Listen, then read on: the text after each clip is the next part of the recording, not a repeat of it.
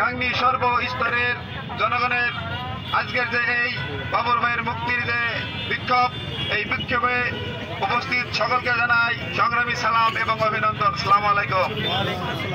সংগ্রামী নেতৃবৃন্দ, আপনারা জানেন দীর্ঘ 17টা বছর এই স্বৈরাচার সরকার অবৈধভাবে ক্ষমতা দখল করে বসে আছে। আর এই ক্ষমতায় বসার পরেই আমাদের বাবুর ভাইকে বন্দী করে রেখেছে। কেন বন্দী করে রেখেছে সেটা আপনারা হয়তো অবগত আছেন। এই বাবুর ভাই এমন একজন ব্যক্তি যার নাম শুনলে আওয়ামী লীগদের কি বলবো, আওয়ামী লীগরা এতটাই ভয় পায়, তাদের কম্পন শুরু হয়ে যায়। এই বাবুর ভাইয়ের এমন একজন জনপ্রিয় ব্যক্তি। এই বাবুর ভাই ভারতীয় আগ্রাসন বিরোধী প্রতিবাদ জানিয়েছিল। এই বাবুর ভাই আওয়ামী লীগে সেইভাবে আপনার মূল্যায়ন করে না, কারণ আওয়ামী লীগ একটা সন্ত্রাসী সংগঠন।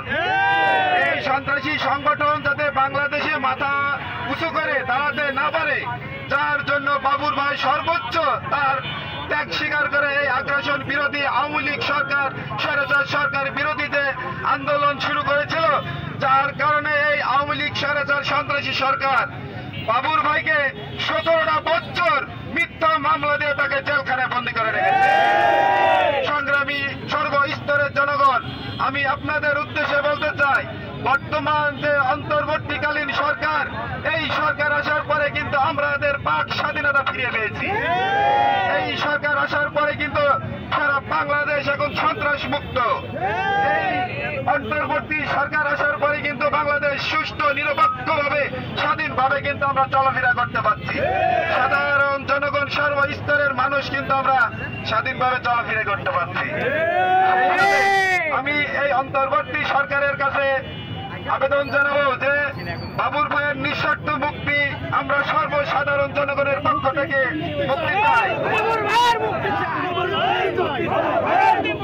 বাবুর ভাইয়ের কিছু হলে আগুন ঘরে ঘরে বলবে, আগুন ঘরে ঘরে বাবুর ভাইয়ের কিছু হলে বাবুর ভাই ভয় নাই, ছাড়ি নাই, বাবুর ভাই ভয় নাই।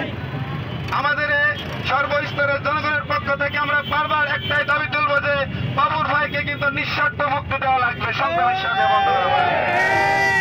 সাথে বন্ধুগণ আমার, আপনারা দেখছেন এই গাংনী পৌরসভাতে বিভিন্ন মহল চাঁদাবাজি, টেন্ডারবাজি এবং দুর্নীতির মধ্যে দিয়েই কিন্তু আওয়ামী লীগের বড় বড় নেতাগুলা অনেক টাকা পয়সা হাতিয়ে নিয়ে তারা কিন্তু এখন গা ঢাকা দিয়েছে।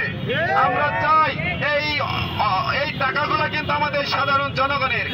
এই টাকা সরকার, এই অন্তর্বর্তীকালীন সরকার যে হোক, সাধারণ জনগণের টাকা যাতে সরকারি রাষ্ট্রীয় খাতে জমা হয়।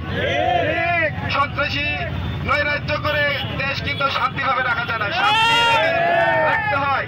আমাদের নেত্রী, দেশের নেত্রী বেগম খালেদা জিয়া জানেন যে তিনি তিনবারের আপসীন প্রধানমন্ত্রী।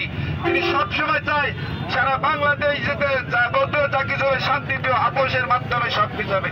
কিন্তু এই স্বৈরাচার হাসিনা সন্ত্রাসী সরকার একতন্ত্রভাবে স্বৈরাচীভাবে রাজ্য কায়েম করেছে।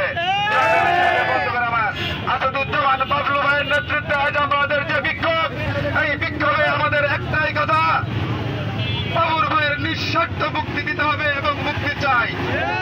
উপস্থিত সকল নেতৃবৃন্দকে জানাই আজকের অনুষ্ঠানের পক্ষ থেকে এখানে আমি আমার বক্তব্য শেষ করছি। বাংলাদেশ জিন্দাবাদ, শহীদ জিয়া অমর হোক, দেশনেত্রী বেগম খালেদা জিয়া জিন্দাবাদ, তারেক রহমান বীরের বেশে আসলে ফিরে বাংলাদেশ।